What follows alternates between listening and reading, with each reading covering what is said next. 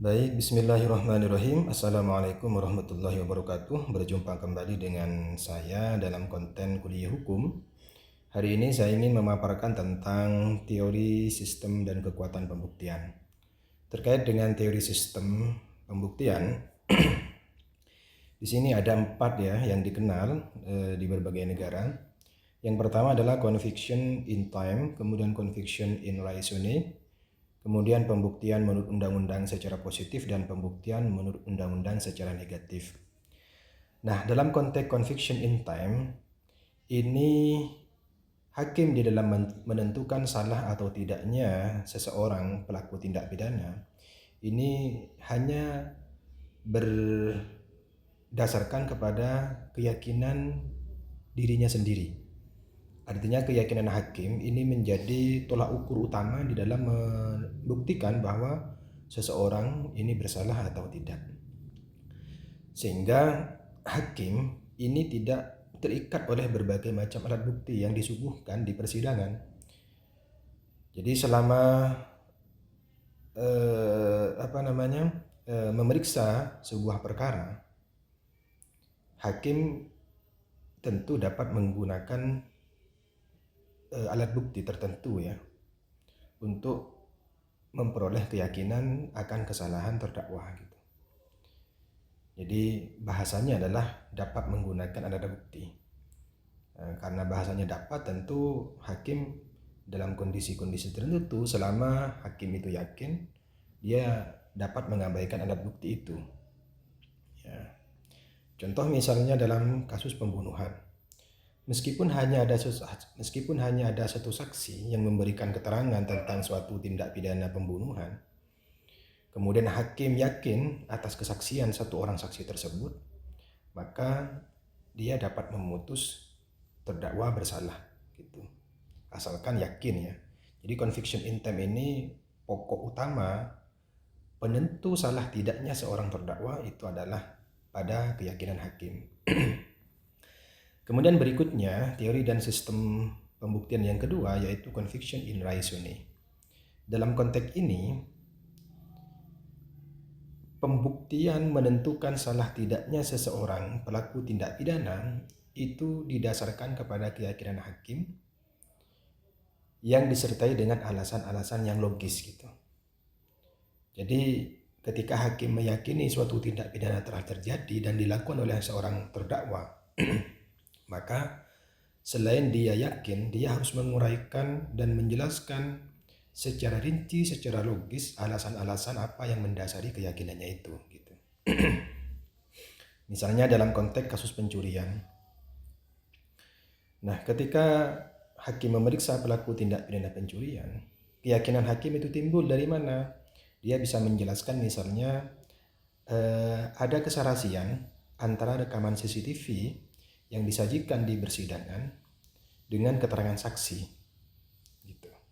Sehingga atas dasar keterangan saksi yang konsisten dengan rekaman CCTV yang disajikan di ruang persidangan, hakim yakin bahwa terdakwalah pelaku tindak pidana pencurian. Kemudian berikutnya adalah pembuktian menurut undang-undang secara positif. Dalam konteks ini, penentu salah tidaknya seorang pelaku tindak pidana itu hanya didasarkan kepada alat-alat bukti yang ditentukan secara limitatif oleh suatu peraturan perundang-undangan. Jadi manakala peraturan perundang-undangan menyajikan bahwa alat bukti dari suatu tindak pidana itu adalah A, B, C, D, hanya 4 misalnya, maka dengan 4 alat bukti itu harus mengarah kepada tindak pidana yang terjadi gitu. Ya. Jadi ketika perbuatan terdakwa misalnya dapat dibuktikan berdasarkan alat bukti yang ada, maka terdakwa dinyatakan bersalah dan oleh karenanya dapat dijatuhi hukuman.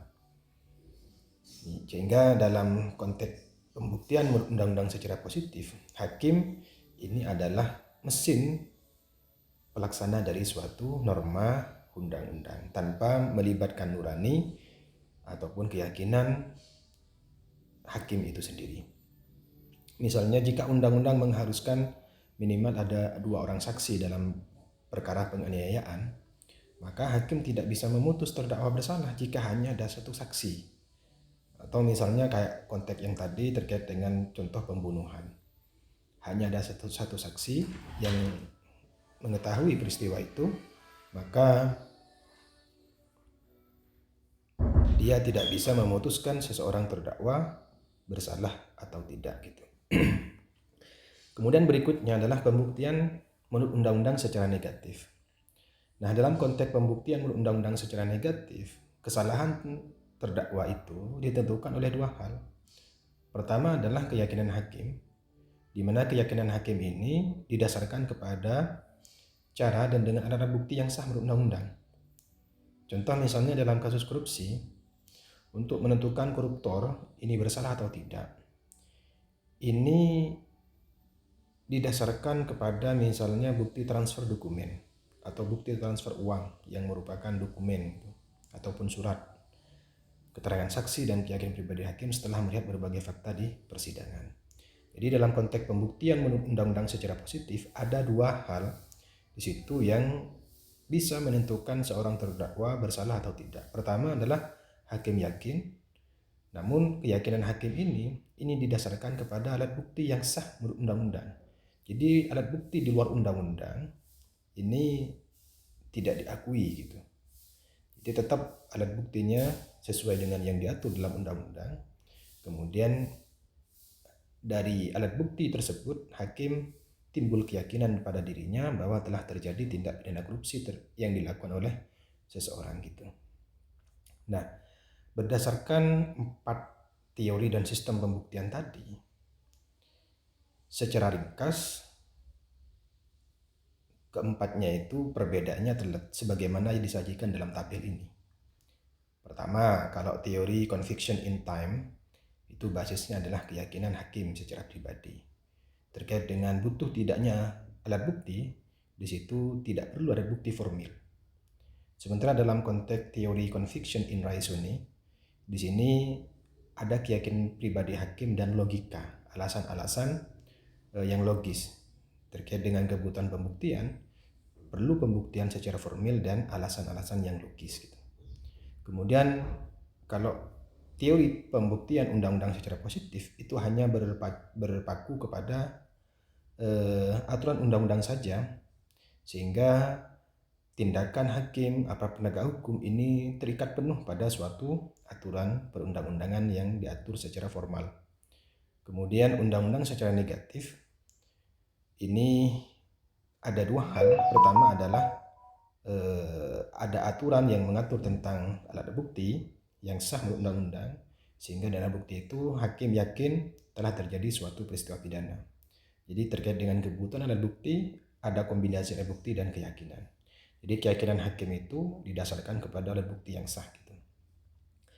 Nah, bagaimana dengan konteks pembuktian dalam hukum pidana, hukum acara pidana di Indonesia?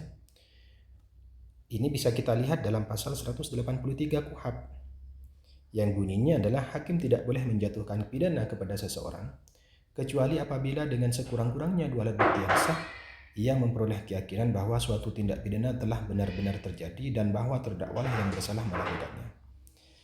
Dari rumusan norma 183 KUHP ini kita bisa menyatakan bahwa KUHP atau hukum acara pidana Indonesia terkait dengan pembuktian ini menganut sistem pembuktian menurut undang-undang secara negatif. Jadi ada kombinasi antara alat bukti yang diatur di dalam undang-undang dengan keyakinan hakim untuk menunjukkan bahwa telah terjadi suatu peristiwa pidana yang dilakukan oleh seseorang.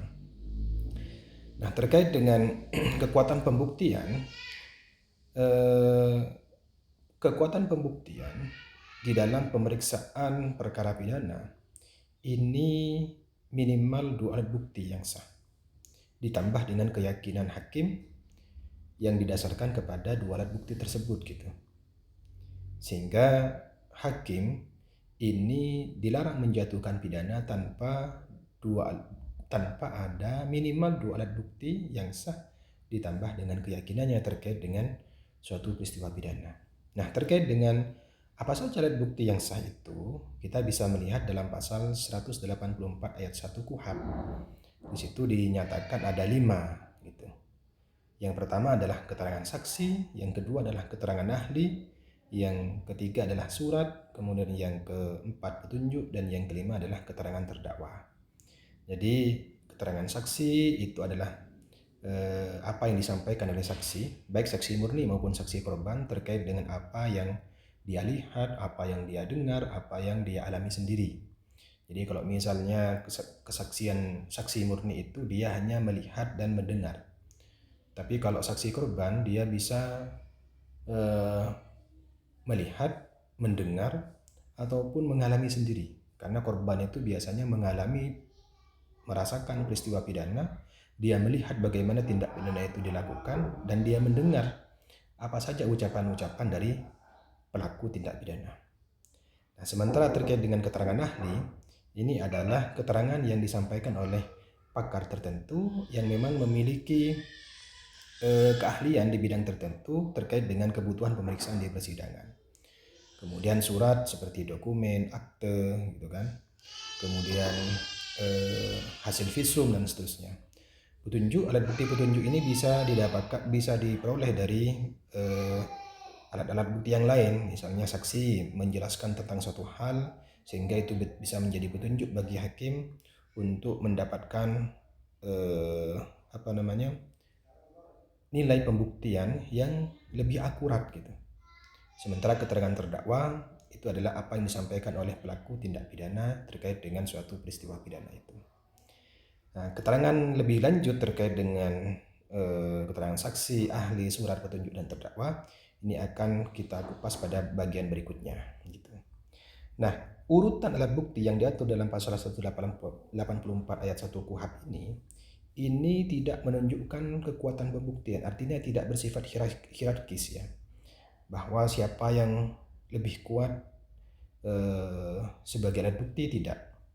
Keterangan saksi, ahli, surat, petunjuk, dan keterangan terdakwa ini semuanya memiliki kekuatan yang sama dan saling mendukung satu sama lain gitu. Sehingga urutan alat bukti ini semata-mata hanya urutan pemeriksaan sidang. Jadi saksi, kemudian ahli, kemudian surat, petunjuk, baru kemudian pemeriksaan terhadap terdakwa gitu. Baik, terima kasih. Itu yang bisa saya sampaikan terkait dengan teori, sistem, dan kekuatan pembuktian. Semoga bermanfaat. Assalamualaikum warahmatullahi wabarakatuh.